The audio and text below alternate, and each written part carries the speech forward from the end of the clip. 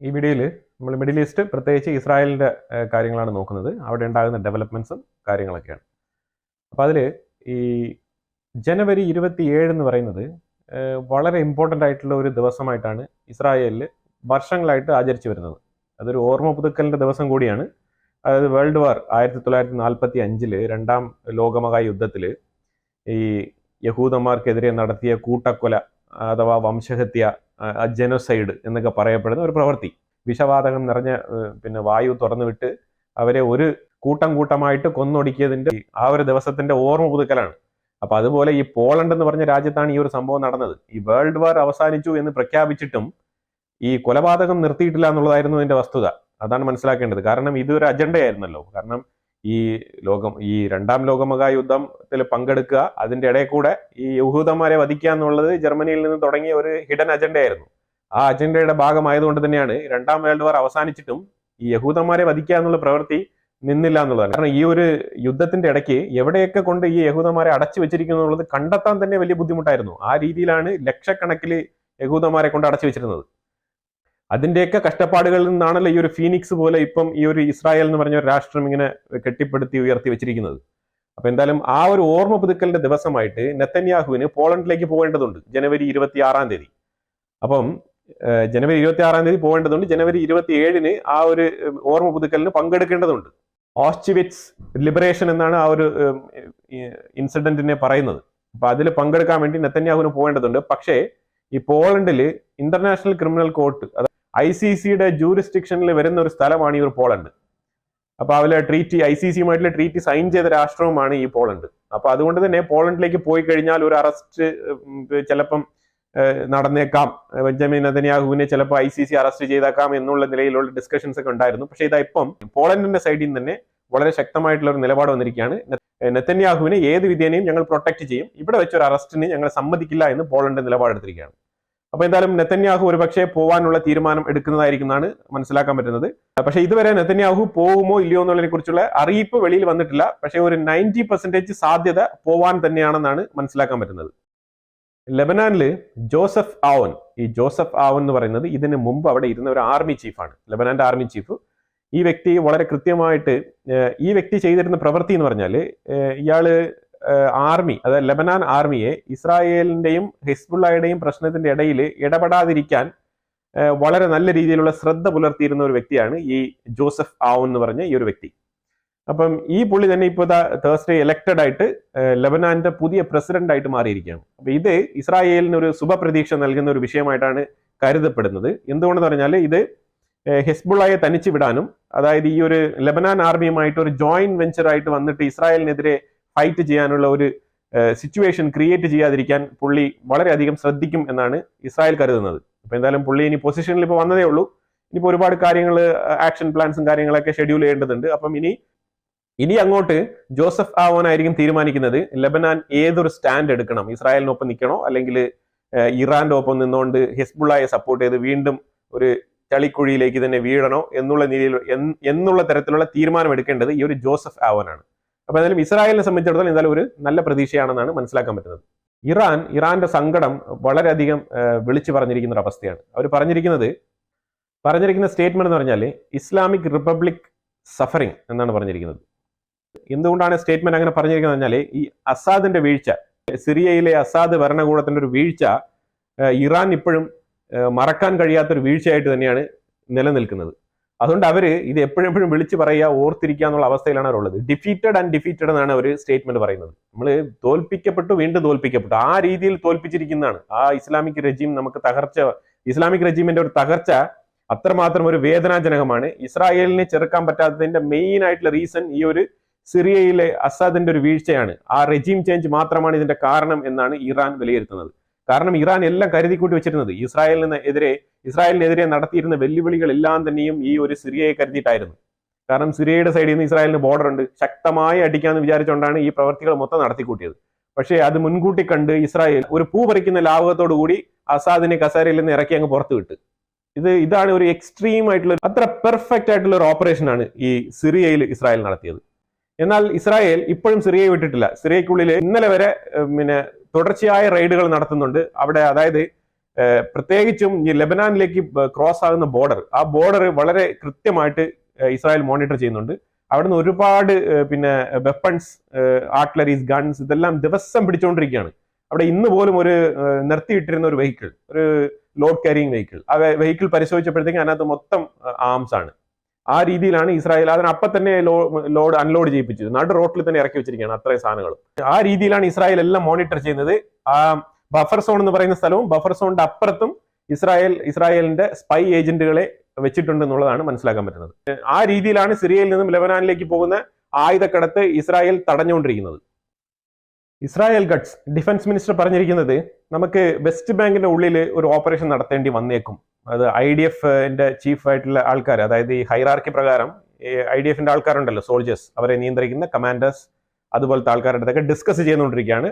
അവരുടെ തീരുമാനം എന്താണ്, ഗാസയിൽ നിങ്ങൾ എത്രമാത്രം സാറ്റിസ്ഫൈഡ് ആയിട്ടുണ്ട്, ഗാസയുടെ വർക്കുകൾ കഴിഞ്ഞോ, നമുക്ക് വെസ്റ്റ് ബാങ്കിലോട്ട് മൂവ് ചെയ്യാനുള്ള സമയമായോ എന്നുള്ളതിനെ കുറിച്ചുള്ള ഡിസ്കഷൻസ് ഒക്കെ നടത്തുകയാണ്. കാരണം വേറെ ഷിൻബെറ്റിന്റെ, അതായത് ഇസ്രായേലിന്റെ ഇന്റർണൽ ഇന്റലിജൻസിന്റെ ഹെഡ് ഇസ്രായേൽ ഗഡ്സിന് നിർദ്ദേശം കൊടുത്തിരിക്കുകയാണ്. അതായത് വെസ്റ്റ് ബാങ്ക് നമ്മളിങ്ങനെ വെച്ചുകൊണ്ടിരുന്നതിന് ശരിയാവത്തില്ല, അവിടെ ഒരുപാട് തീവ്രവാദ പ്രവർത്തനങ്ങൾ കൂടി വരികയാണ്.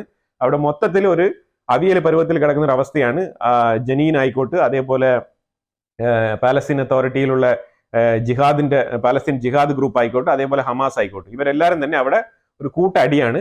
ആ പ്രദേശം നമ്മളിങ്ങനെ വിട്ടുകൊണ്ടിരുന്നു കഴിഞ്ഞാൽ ഇത് നമുക്കൊരു ഭീഷണിയായിട്ട് മാറാനുള്ള സാധ്യതയുണ്ട്. അതുകൊണ്ട് തന്നെ അവിടെ അറ്റാക്ക് നടത്താനുള്ള സമയം ആയി കഴിഞ്ഞിരിക്കുന്നു എന്നാണ് ഇസ്രായേൽ ഗഡ്സ് പറഞ്ഞിരിക്കുന്നത്. അതിന്റെ കൂടെ ഒരു കാര്യം കൂടെ കൂട്ടിച്ചേർത്തിട്ടുണ്ട്. അതായത് October 7, 2023 ആക്രമണം നടത്താനിരുന്ന സമയത്ത് രണ്ട് സൈഡിൽ നിന്നും ആക്രമണം നടത്താനാണ് ഹമാസ് പ്ലാൻ ചെയ്തിരുന്നത്. ഇപ്പുറത്തെ സൈഡിൽ നിന്ന്, വെസ്റ്റ് ബാങ്കിന്റെ സൈഡിൽ നിന്നും ആക്രമണം നടത്താം, അതേപോലെ ഈ ഒരു ഷെദറേത്ത് എന്ന് പറഞ്ഞ ഈ ഒരു ഗാസ ഭാഗത്തു നിന്നും ആക്രമണം നടത്താം എന്ന് രണ്ട് സൈഡിലും ആക്രമണം നടത്താനാണ് തീരുമാനിച്ചിരുന്നതായിട്ടാണ് ലേറ്റസ്റ്റ് ആയിട്ടുള്ള ഇൻഫർമേഷൻസും ഈ പിടിക്കപ്പെട്ട ഹമാസ് തീവ്രവാദികളിൽ നിന്നൊക്കെ ചെകഞ്ഞെടുത്ത ഇൻഫർമേഷനിൽ അറിയാൻ കഴിയുന്നതായിട്ട് പുള്ളി വെളിപ്പെടുത്തിയിട്ടുണ്ട്. അപ്പം തീർച്ചയായിട്ടും ഇന്ന് നമ്മൾ വെസ്റ്റ് ബാങ്കിൽ ഓപ്പറേഷൻ നടത്തുന്നില്ല എന്നുണ്ടെങ്കിൽ ഇനിയൊരു ഗാസ, ഇനിയൊരു October 7 വെസ്റ്റ് ബാങ്കിന്റെ ഭാഗത്ത് വൈകാതെ അരങ്ങേറും എന്നാണ് പുള്ളി പറഞ്ഞു വെക്കുന്നത്. ഇതിന്റെ അർത്ഥം വളരെ സിമ്പിൾ ആണ്, ഗാസ കഴിഞ്ഞു, ഇനി വെസ്റ്റ് ബാങ്കിലേക്ക് ഇറങ്ങാം, അത്രേ ഉള്ളൂ. ഹൂത്തികളുടെ ഭാഗത്ത് നിന്ന് ഇന്നും പിന്നെ ബാലിസ്റ്റിക് മിസൈൽസും അതേപോലെ ഡ്രോണുകളെല്ലാം അവർ അയക്കുന്നുണ്ട്. അപ്പൊ അത് ഇസ്രായേൽ കൃത്യമായിട്ട് അതിനെ ഇന്റർസെപ്റ്റ് ചെയ്ത് കളഞ്ഞുകൊണ്ടിരിക്കുകയാണ്. അതിന്റെ ഒരു ഫൂട്ടേജാണ് ഞാൻ ഇവിടെ വെച്ചിരിക്കുന്നത്. ഇത് സ്ഥിരമായിട്ട് ഇങ്ങനെ ഹൂത്തികൾ ഇങ്ങനെ നടത്തിക്കൊണ്ടിരിക്കുകയാണ്. ഇസ്രായേൽ ഹൂത്തികൾക്ക് വേണ്ടിയിട്ട് ഒരു പണി ഒരുക്കി വെച്ചിട്ടുണ്ട്, അതെന്തായാലും കൊടുക്കുക തന്നെ ചെയ്യും. അത് വൈകാതെ തന്നെ നടക്കും എന്നാണ് മനസ്സിലാക്കാൻ പറ്റുന്നത്. കാരണം ഈ ഹൂത്തികളെ ഇങ്ങനെ നിലനിർത്താൻ പറ്റത്തില്ല, അതൊരു ട്രേഡ് റൂട്ടാണ്. ഇസ്രായേലിനായാലും അതിന്റെ ഇപ്പുറത്ത് കിടക്കുന്ന മിഡിൽ ഈസ്റ്റ് രാജ്യങ്ങൾക്കായാലും എല്ലാവർക്കും തന്നെ ഇവന്മാരൊരു ത്രെട്ടാണ്. അപ്പൊ അതുകൊണ്ട് ഒരു ഗ്ലോബലി തന്നെ ഒരു ഇന്റൻഷൻ എന്നുള്ളത് ഹൂത്തികളെ അടിക്കുക എന്നുള്ളതാണ്. കാരണം അവരോട് ആർക്കും അത്ര വലിയ ഒരു സോഫ്റ്റ് കോർണർ ഒന്നും ഉള്ളതായിട്ട് ഒരു രീതിയിലും നമുക്ക് മനസ്സിലാക്കാൻ പറ്റിയിട്ടില്ല. ആരെടുത്ത് ചോദിച്ചാലും ഇങ്ങനെ മെർച്ചന്റ് ഷിപ്പിനെയൊക്കെ അറ്റാക്ക് ചെയ്യുന്ന ആൾക്കാരെ ഒതുക്കി നിർത്തുക എന്നുള്ളതാണ്. സൊമാലിയ കൊള്ളക്കാരെ പോലെ തന്നെയാണ് ഈ ഒരു ഹൂത്തികളെയും കാണുന്നത്. യൂസഫ് സിയാദിൻ എന്ന് പറഞ്ഞത് ഒരു 53 വയസ്സുണ്ട് ഈ വ്യക്തിക്ക്. ഇത് October 7 ബന്ദികളായിട്ട് ആ ഒരു കൂട്ടത്തിൽ ബന്ദിയായിട്ട് പിടിച്ചുകൊണ്ട് പോയ കൂട്ടത്തിലുള്ള ഒരു വ്യക്തിയാണ്. ഇയാളുടെ ഡെഡ് ബോഡി കണ്ടെടുത്തിട്ടുണ്ട്. ഇത് ഗാസയ്ക്കുള്ളിൽ ഒരു ടണൽ, അണ്ടർഗ്രൗണ്ട് ടണലിൽ നിന്നാണ് കണ്ടെടുത്തത്. അപ്പൊ ഇത് പിന്നെ ഐഡന്റിഫൈ ചെയ്തത് മോൻ തന്നെയാണ് ഐഡന്റിഫൈ ചെയ്തത്. പുള്ളിയെ ഈ ഡെഡ് ബോഡി കൊണ്ടുവന്ന് അതുപോലെ മോനെ വിളിച്ച് ഐഡന്റിഫിക്കേഷൻ നടത്തി അത് കൺഫേം ചെയ്തിരിക്കുകയാണ്. അപ്പൊ ഈ ഒരു ബന്ദിയുടെ ഡെഡ് ബോഡി ഗാസയ്ക്കുള്ളിൽ നിന്നും കണ്ടു കിട്ടിയിട്ടുണ്ടെന്നുള്ളതാണ്. അപ്പൊ ഇതുപോലെ ഇനി എത്ര എണ്ണം എവിടെയൊക്കെ കിടക്കുന്ന ആർക്കറിയാം. സത്യത്തിൽ യുവമാരുടെ കയ്യിൽ ഈ ബന്ദികളുണ്ടോ? ഇനിയിപ്പോൾ അത് ഇല്ലാത്തതുകൊണ്ടാണോ യുവമാർ ഇങ്ങനെ ഉരുണ്ട് കളിക്കുന്നത്? ഉണ്ടെങ്കിൽ പിന്നെ അത് മൊത്തത്തിൽ ആദ്യമേ അതിനെ കൊടുത്തിട്ട് യുവമാർ ഈ വാർ അവസാനിച്ചിട്ട് പോകത്തില്ലേ? ഇതിൽ എന്തൊക്കെയോ പ്രശ്നങ്ങളുണ്ട്. യുവമാർ പറയുന്ന എണ്ണത്തിൽ ആൾക്കാർ കുറവുണ്ടോ, അല്ലെങ്കിൽ യുവമാർക്ക് തന്നെ വ്യക്തതയില്ല എത്ര പേരുണ്ട്, എവിടെയുണ്ട്, എന്തൊക്കെയാണെന്നുള്ളത്. ശരിക്കും പറഞ്ഞാൽ ഈ ബന്ദികളെ ചൊല്ലിയുള്ള ഈ ഒരു പ്രശ്നം ഒരു നിഗൂഢതയായിട്ട് തുടരുന്ന ഒരു അവസ്ഥയിലാണ് ഇപ്പോൾ നിൽക്കുന്നത്. പിന്നെ ആന്റണി ബ്ലിങ്കൻ ഇതിനെക്കുറിച്ച് പറഞ്ഞിരിക്കുന്നത്, ഞാൻ എന്റെ പരമാവധി ശ്രമിച്ചുകൊണ്ടിരിക്കുകയാണ് ഈ ഒരു ബന്ദികളുമായിട്ടുള്ള ബന്ധപ്പെട്ട ഡീല് ഉറപ്പിക്കാൻ വേണ്ടിയിട്ട്. പക്ഷേ ഇതിനകത്ത് ആരും തന്നെ ഇപ്പൊ ബന്ദികളെ ഇപ്പൊ കണ്ടോ അല്ലെങ്കിൽ ഡയറക്റ്റ് കണ്ടിട്ടോ വിറ്റ്നസ് നോക്കിയിട്ടോ അല്ല ഇപ്പൊ തീരുമാനിക്കുന്നത്. ഇത് തീർച്ചയായിട്ടും ഈ ഹമാസുമായിട്ട് ബന്ധപ്പെട്ട ആൾക്കാരുമായിട്ടാണ് ഇതിന്റെ ചർച്ചകൾ മാത്രമാണ് നടക്കുന്നത്. അപ്പൊ ഇതിന്റെ അവസാനം എന്താണെന്നുള്ളത് നമുക്ക് അറിയത്തില്ല. ഞാൻ എന്തായാലും എന്റെ കഴിവിന്റെ പരമാവധി മാക്സിമം ശ്രമിക്കും. അത് എന്റെ ഒരു പീരീഡിൽ ഫൈനലൈസ് ചെയ്യാൻ പറ്റുന്നില്ല എന്നുണ്ടെങ്കിൽ ഞാൻ ഫയൽ ട്രംപിന് കൈമാറും എന്ന് ഈ ഒരു സ്റ്റേറ്റ്മെന്റ് ആണ് ആന്റണി ബ്ലിങ്കൻ സ്റ്റേറ്റ് സെക്രട്ടറി പറഞ്ഞത്. സൗദിയിൽ നിന്നുമുള്ള ഒരു മീഡിയ, അൽ റസല എന്ന് പറഞ്ഞ ഒരു മീഡിയ, അറബ് മീഡിയ ആണ്. അവര് റിപ്പോർട്ട് ചെയ്തിരിക്കുന്നത് ഹമാസ് ഏതാണ്ട് അവരുടെ ഉള്ളിൽ ഈ ഒരു ബന്ദികളെ കൊടുക്കാനും ഈ ഒരു സീസ് ഫയറിന്റെ ഡീൽ എങ്ങനെ ആയിരിക്കണം എന്നുള്ളതിനെ കുറിച്ചുള്ള ഒരു നറേഷൻ, കൃത്യമായിട്ടുള്ള ഒരു ഡോക്യുമെന്റേഷൻ തയ്യാറാക്കിയിട്ടുണ്ട്. ഇനി അവരുടെ ഇടയിൽ അടിയും ബഹളമൊന്നും ഉണ്ടാവത്തില്ല. അവരെന്തായാലും ഈ ഒരു അടുത്ത തവണ, അതായത് ഈ ഒരു ഗവൺമെന്റ് ഈ ഒരു US-ന്റെ ഈ ഒരു 10 ദിവസം കൂടി ഉണ്ടല്ലോ, ആ ഒരു 10 days അവസാനിക്കുന്നതിനുള്ളിൽ തന്നെ ഈ ഒരു ഡീല് ഉറപ്പിക്കാം എന്നുള്ള നിലയിലേക്ക് അവരൊരു തീരുമാനത്തിൽ എത്തിയതായിട്ടാണ് മനസ്സിലാക്കാൻ പറ്റുന്നത്. കാരണം ഇനി പുതിയൊരു ഗവൺമെന്റ് വന്നു കഴിഞ്ഞാൽ ഇനി ഗവൺമെന്റിന്റെ നയം എന്തായിരിക്കും, അമേരിക്കയുടെ നയത്തിൽ മാറ്റം വരാനുള്ള സാധ്യതയുണ്ട്. അപ്പൊ അതൊക്കെ മുന്നിൽ കണ്ടുകൊണ്ട് അവരൊരു കൺസെൻസസ്, അവരുടെ ഉള്ളിൽ തന്നെ ഒരു ഇന്റർണൽ കൺസെൻസസിൽ അവർ എത്തിയതായിട്ടാണ്, അവർ തന്നെ ഹമാസിന്റെ ഉള്ളിൽ തന്നെ ഒരു ഇന്റർണൽ കൺസെൻസസിൽ എത്തിയതായിട്ടാണ് ഈ ഒരു വാർത്ത പുറത്തു വന്നിരിക്കുന്നത്. സൗദിക്ക് ഇതൊക്കെ കിട്ടും, കൃത്യമായിട്ടുള്ള വാർത്തകൾ കിട്ടും. എനിക്ക് തോന്നുന്നു ഈ ഖത്തറിനെ ഏൽപ്പിച്ചതിന് പകരം സൗദി ഏൽപ്പിച്ചിരുന്നെങ്കിൽ ഈ ഒരു സീസ് ഫയർ ഡീലും അതേപോലെ ഈ ഒരു ബന്ദികളെ വിട്ടുകിട്ടലൊക്കെ കുറച്ചുകൂടി എളുപ്പത്തിൽ നടക്കുമായിരുന്നു എന്നാണ് മനസ്സിലാക്കാൻ പറ്റുന്നത്. അതുപോലെ തന്നെ ചൈനയും പാകിസ്ഥാനും പുതിയൊരു ഡീലുമായിട്ട് വന്നിരിക്കുകയാണ്. ആ ഡീൽ എന്ന് പറഞ്ഞാൽ തുർക്കിയിൽ നിന്നും ഖാൻ ഫൈറ്റർ ജെറ്റ് മേടിക്കാനുള്ള പ്ലാനാണ്, 5th ജനറേഷന്റെ. ചൈന ഏതോ 6th ജെൻ ഒക്കെ തയ്യാറാക്കി എന്ന് പറഞ്ഞിട്ട് ഇപ്പൊ 5th ജെൻ മേടിക്കാൻ പോവാണ്. ഇതൊന്നും മനസ്സിലാവുന്നില്ല ശരിക്കും. തുർക്കിയുടെ ആ ഒരു ടെക്നോളജി കൂടെ എങ്ങനെയും ചോർത്തിയെടുക്കാൻ വേണ്ടിയിട്ടുള്ള ഏർപ്പാടാണെന്ന് തോന്നുന്നു. കാരണം ചൈനയ്ക്കാണെങ്കിൽ ഡ്യൂപ്ലിക്കേറ്റ് ഉണ്ടാക്കി ഒരു ലെവൽ വരെ എത്തി അവരിപ്പോൾ. F-16 അല്ലേ അമേരിക്കയുടെ F-16, അതൊക്കെ പോയി പാകിസ്ഥാന്റെ ഉള്ളിൽ പോയിട്ട് കംപ്ലീറ്റ് പാർട്സും ഊരിക്കളഞ്ഞ് പഠിച്ച് റെഡി ആയിട്ട് അവർ നീറ്റായിട്ട് വന്നിട്ടാണ് അവരുടെ J-17 ഒക്കെ തയ്യാറാക്കി വെച്ചിരിക്കുന്നത്. ആ രീതിയിൽ തന്നെ ഇപ്പൊ തുർക്കി കിട്ടാണ് അടുത്ത പണി. ഇപ്പൊ തുർക്കിയുടെ അടുത്ത് നിന്ന് Kaan 5th generation fighter jet മേടിക്കാനുള്ള ഏർപ്പാടാണ്. പാകിസ്ഥാനും ചൈനയും കൂടെ ചേർന്നിട്ടാണ് ഈ ഒരു താല്പര്യം പ്രകടിപ്പിച്ചിരിക്കുന്നത്. അപ്പൊ അതുകൊണ്ട് തന്നെ ഇനിയിപ്പോ അതിന്റെ ഫർദർ ഡീറ്റെയിൽസ് ഒന്നും വെളിയിൽ വന്നിട്ടില്ല. ഇപ്പൊ ഇത് ഇനീഷ്യൽ ആയിട്ട് അവർ എടുത്ത ഒരു സ്റ്റെപ്പാണ്. China deeply militarise Aksai Chin. അവർ എന്തുകൊണ്ടാണ് വളരെ ഡീപ്പായിട്ട് ഇന്ത്യക്കുള്ളിൽ ഇതുപോലെ മിലിറ്ററൈസ് ചെയ്യുന്നുള്ളത്? അതായത് അക്സൈച്ചിൻ ഇപ്പോഴും ഡിസ്പ്യൂട്ടഡ് ഏരിയ ആയിട്ട് ഇന്ത്യ പ്രഖ്യാപിച്ചിരിക്കുന്ന, ഇന്ത്യക്കും കൂടെ അവകാശമുള്ള ലാൻഡ് എന്ന് പറയുന്ന ഒരു സ്ഥലമാണ്. അപ്പൊ അവിടെ ഡീപ്പായിട്ട് അവർ മിലിറ്ററൈസ് ചെയ്യുന്നുണ്ട്. അത് എന്തുകൊണ്ടാണെന്ന് പറഞ്ഞു കഴിഞ്ഞാൽ അവിടെ ഖാൻ വംശത്തിൽപ്പെട്ട, അതായത് ഖാൻ ഗ്രൂപ്പിൽപ്പെട്ട കുറച്ച് ഫാമിലീസിനെ അവിടെ കൊണ്ട് പാർപ്പിക്കാനുള്ള ഏർപ്പാടാണെന്നാണ് പറയുന്നത്. അതിനുള്ള മുന്നൊരുക്കങ്ങളാണ് അവിടെ നടക്കുന്നതായിട്ട് മനസ്സിലാക്കാൻ പറ്റുന്നത്. അത് പോരാഞ്ഞിട്ട് അത് കോളനൈസേഷൻ, അതാണ് ഉദ്ദേശിക്കുന്നവർ.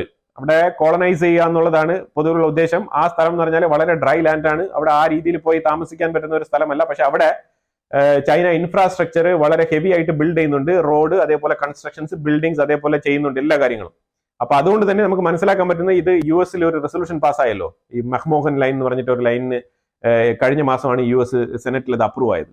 അപ്പൊ അതിനെ അവരൊരു സ്ട്രോങ് പോയിന്റ് ആയിട്ട് മനസ്സിലാക്കിക്കൊണ്ട് അതിന്റെ ഇനിയൊരു വശം, അതിന്റെ ഇനിയൊരു side, the other side for this acceptance of this McMahon line.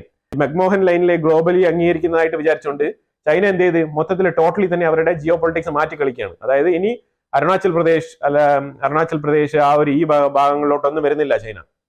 ആ ഭാഗങ്ങളൊക്കെ വിട്ടു. അതിന്റെ ഭാഗമായിട്ടാണ് നമ്മുടെ അടുത്ത് എല്ലാ കാര്യങ്ങളും ഓക്കെ പറഞ്ഞ് സൈൻ ചെയ്ത് പോയത്. അപ്പൊ അതിന് പകരമായിട്ട് അവരെന്ത് ചെയ്യുന്നത്, അവർ അക്സൈച്ചിന് ഞങ്ങളുടെ ഭാഗത്തല്ലേ ഉള്ളത്, മക്മോഹൻ ലൈനിന്റെ ഇപ്പുറത്തല്ലേ കിടക്കുന്നത്, ഞങ്ങളത് ഫുൾ ആയിട്ട് അങ്ങ് ഒക്കുപ്പൈ ചെയ്യാണ്, ഞങ്ങളുടെ ഫുൾ സോവറിനിറ്റി അതിനകത്ത് കാണിക്കാൻ പോകണമെന്നുള്ള രീതിയിലുള്ള ഡിസിഷൻ എടുത്തുകൊണ്ടാണ് ചൈന അതിനകത്ത് വന്നിരിക്കുന്നത്. പക്ഷേ ഇന്ത്യ സ്റ്റിൽ ഒപ്പോസ് ചെയ്തുകൊണ്ടാണ് ഇരിക്കുന്നത്. ഇനിയിപ്പോൾ ഈ വിഷയം ഏത് രീതിയിൽ എസ്കലേറ്റ് ചെയ്യുമെന്ന് നമുക്ക് അറിയത്തില്ല. പക്ഷെ ഇതാണ് പ്രാഥമികമായിട്ട് അവിടെ നിന്ന് വന്നുകൊണ്ടിരിക്കുന്ന വിവരങ്ങൾ. അവിടെ വൻതോതിൽ മിലിറ്ററി ഉദ്യോഗസ്ഥരെ ഡിപ്ലോയ് ചെയ്യുന്നുണ്ട് ചൈന.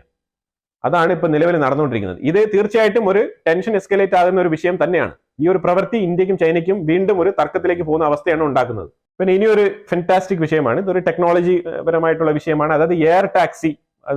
ഇത് ദുബായിലാണ് ഈ ഒരു സംഭവം നടക്കുന്നത്. ദുബായ് എയർപോർട്ടിന്റെ DXB എയർപോർട്ടിന്റെ തൊട്ടടുത്ത് തന്നെ DXV എന്ന് പറഞ്ഞൊരു എയർപോർട്ട് എന്നാണെങ്കിൽ പറയാം, ഒരു പണി നടക്കുന്നുണ്ട്. ഇത് DXV എന്നാണ് വിളിക്കുന്നത്. ഇത് ദുബായിലെ ഫസ്റ്റ് ഫ്ലൈറ്റ് ടാക്സി സ്റ്റേഷൻ ആണ്. ഈ ഫസ്റ്റ് ഫ്ലൈറ്റ് ടാക്സി സ്റ്റേഷൻ ഇതിന്റെ ബ്ലൂ പ്രിന്റും ഇതിന്റെ 3D കാര്യങ്ങളൊക്കെ വെളിയിൽ വന്നിട്ടുണ്ട്. അമേസിംഗ് ആയിട്ടുള്ള ഒരു സ്ട്രക്ചർ ആണ്. ആ രീതിയിൽ വളരെ ഭംഗിയായിട്ട് ഡിസൈൻ ചെയ്തിട്ടുണ്ട്. ഇത് ദുബായ് ഇന്റർനാഷണൽ എയർപോർട്ട് DXB എന്ന് വിളിക്കുന്ന തൊട്ടടുത്ത് തന്നെയാണ് ഇത് സ്ഥിതി ചെയ്യുന്നത്. DXV എന്നാണ് ഇതിനെ ഐഡന്റിഫൈ ചെയ്യുന്നത്. അതായത് ദുബായ് ഇന്റർനാഷണൽ വെട്രി പോർട്ട് എന്നാണ് വിളിക്കുന്നത്. ഇത് ടേക്ക് ഓഫ്, ലാൻഡിംഗ്, അതേപോലെ service, taxi, flying taxi service, ഈ ഇത്രയും സെന്ററുകളാണ് ഇതിനകത്ത് ഉണ്ടാവുക. ഇത് ഷെഡ്യൂൾ ചെയ്ത പ്രകാരം 2026 തന്നെ ഇതിന്റെ ഇനോഗ്രേഷൻ നടക്കുന്നതായിരിക്കും. വളരെ മനോഹരമായിട്ടാണ് തോന്നുന്നത്. അപ്പൊ എന്തായാലും ഇതിനെക്കുറിച്ച് അഭിപ്രായങ്ങൾ കമന്റ് ബോക്സിൽ രേഖപ്പെടുത്തുക. വീഡിയോ ഇഷ്ടപ്പെട്ടു കഴിഞ്ഞാൽ ലൈക്ക് ചെയ്യുക, ഷെയർ ചെയ്യുക. അതുപോലെ തന്നെ നിങ്ങൾ ആദ്യമായിട്ടാണ് ചാനൽ കാണുന്നുണ്ടെങ്കിൽ മറക്കാതെ ചാനൽ സബ്സ്ക്രൈബ് ചെയ്യുക. വീണ്ടും അടുത്തൊരു വിഷയമായിട്ട് വരാം. Thank you so much.